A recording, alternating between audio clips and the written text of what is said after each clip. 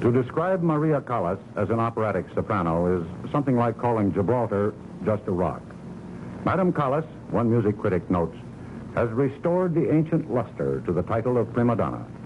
Leonard Bernstein calls her pure electricity. It is true that wherever Madame Callas makes her electric appearance, nearly everyone talks of the opera and of Madame Callas.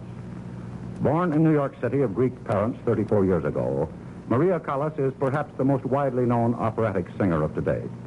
She was trained in Greece and in Italy and had won a very considerable international reputation before she made her American debut in Chicago about 3 years ago. Madame Callas is married to Giovanni Menaggini, an Italian businessman who is now her manager and agent. They're staying at the Waldorf Towers, that building in the center here in New York City. Good evening, Madame Callas.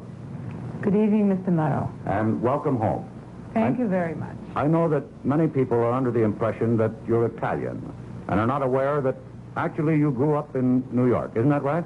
Yes. Not only was I born in New York, not in Brooklyn, as they say. Not that there's anything wrong with Brooklyn, of course, but just for the sake of truth.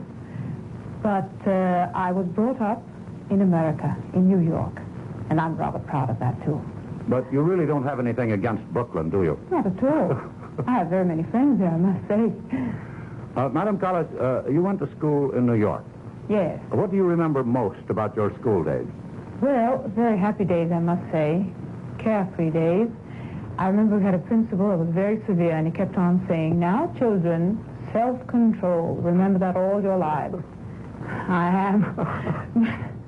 Though it's hard sometimes to remember it. And also, I always used to sing each year for the graduation. You know, I was a little singer of the school. Mm-hmm. I sang operettas, and I sang, Chinese princes and a sailor and certain things like that, as much as I remember. Tell me, did you ever get to sing on the radio in those days when you were growing up? Yes. I won a few contests. Contests. And also, I practically won one. It was a program of WOR. Mm-hmm. I wonder whether it was Major Bowles, I can't recall. But I know the master of ceremonies was Jack Benny. Yes. And I remember he was quite furious that I had not won the first prize. His judgment was good even in his tender years, is that right? Thank you. I'm sorry I haven't seen him since then. I was wondering what he'd think now. Tell me, do you enjoy popular music, jazz? Well, popular music, yes. Real hot jazz, no. But I love, nice soft music, sometimes even rumbas and things like that. I enjoy myself. It's relaxation, you know. Real music can become boring, too. Mm-hmm. Madame Callas, much has been said and written about your temperament. What do you have to say? Are you really temperamental? What do you mean by temperamental, Mr. Murrow? I quite haven't understood. Well, I suppose tantrums, throwing things, screaming.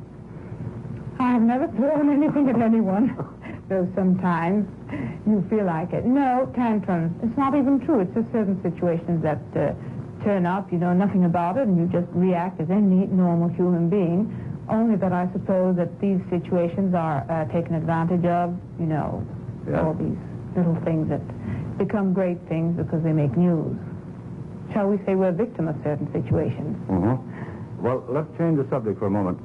That's the most attractive dress you're wearing. Did you buy that in this country? Thank you. No, I usually dress in Europe because, you see, I live there quite a lot. Thank you. And you generally buy ice boxers and that sort of thing in this country, is that right? I love shopping. My husband says I'm ruining him. Not only ice boxes, you know, kitchen gadgets, and, well, we have lovely things. Also, of course, I dress in Europe, but my, forgive me, underthings are real American because we really have wonderful things here. Dying to go shopping. Tell me, Madame Callas, does your husband ever surprise you with gifts that are not quite as large as ice boxes? Well, yes, he does. I'm afraid he spoils me terribly. I suppose you do refer to jewels. Yes. Well, there is his very first gift, his very most precious one. The one that has followed me all over. In fact, if you don't mind, may I show it to you? Please do. Thank you.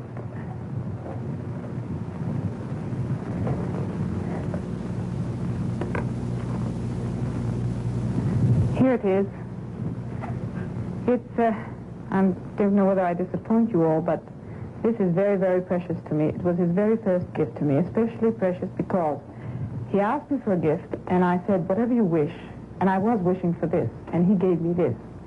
So I have to explain. I don't know if one can understand what I mean exactly, but to have something you wished for and you haven't said, it's wonderful.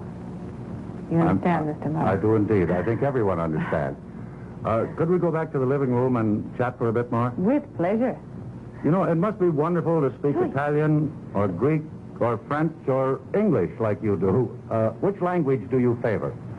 Well, Mr. Murrow, of course, we always favor our own home language, which is, of course, English American. But I suppose I am very used to speaking in Italian, that I must say. Though, there's one very entertaining thing, amusing, shall I say. I always count in English.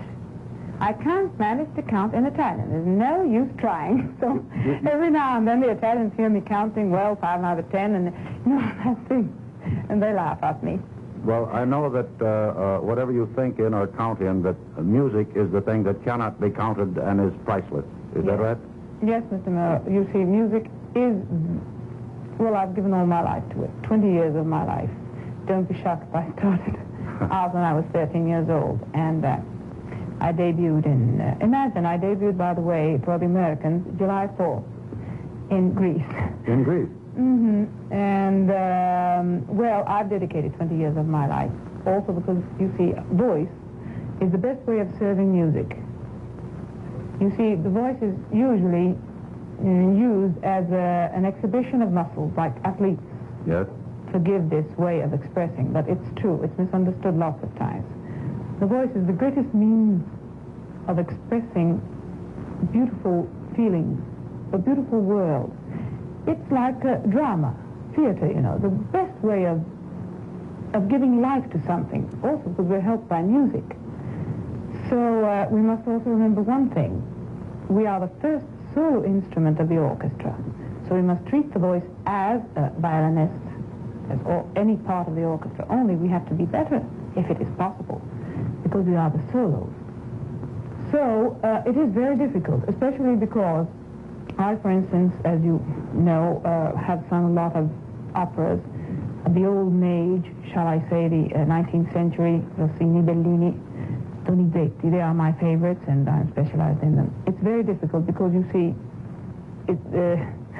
they are very versatile, and you have to show each of these little trills, for instance, which can seem so stupid, and they're not, because it's always an expression.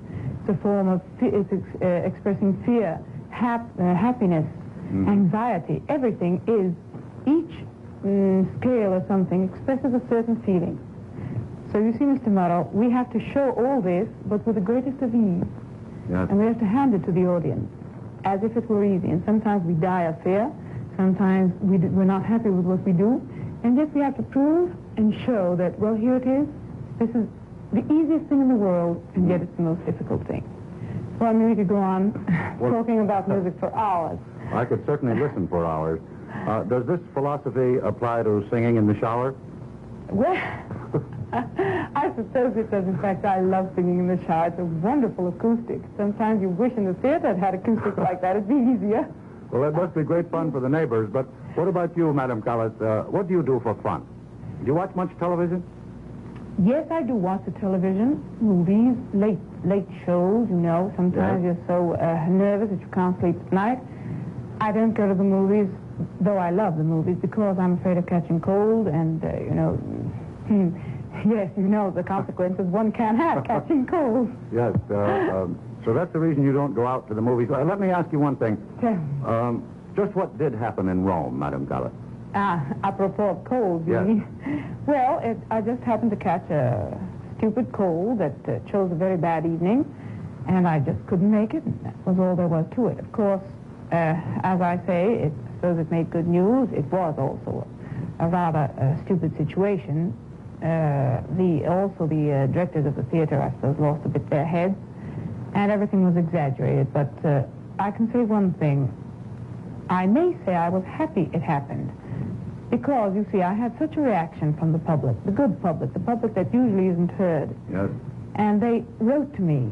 They sent me flowers, as I never have had so many flowers, so many letters. when I sing. You see, these people prove to me that I'm necessary to them, that my reason of living, that is for music, yes, isn't wasted. What? In that way I knew that I'm really loved, I'm really needed, and it gave me courage to go on. In fact, new faith in myself. What about the press you got? How did you take that? Well, you learn to take things as they are, you know. Because the press jumps to conclusions sometimes without knowing it. On the long run, though, they always see that they're fair anyway. Tell me, do you feel the same way about critics as you do about reporters? Yes, I think they do. I think I do feel the same way because, you see, I have very many friends amongst critics, and of course there are always, every now and then, someone that does not understand you, but eventually, with time, you can prove your point of view, your way of singing. Do you think it's quite fair for the critics to review an opera on the occasion of its first performance? Well, there you're very right, Mr. Murrow. That is, it's not fair sometimes because, you see, we've given months of our lives to the study of this opera, to performing it.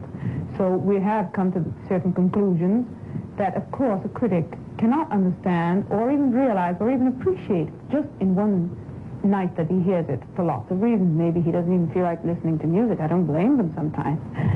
And so it isn't really fair to judge in one evening a whole enormous work.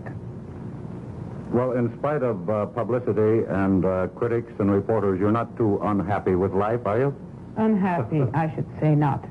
There is one enormous reason of my life, in fact, an enormous career, a successful career.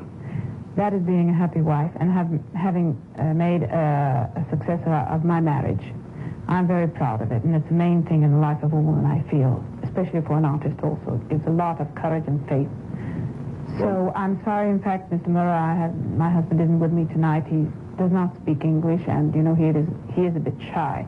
Anyway, he wished me to tell you, to say hello to you and all the public that is listening to me, and to thank them also for the wonderful things that they say for me and they do for me. Thank you very much, Madam Callas, and will you say hello to your husband for us, please? I thank you very much. Thank you Mr. very Murrow. much for letting us come. Good night. Thank you. Good night.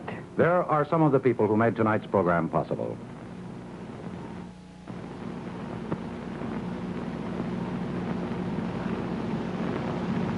And now, from person to person, good night and good luck.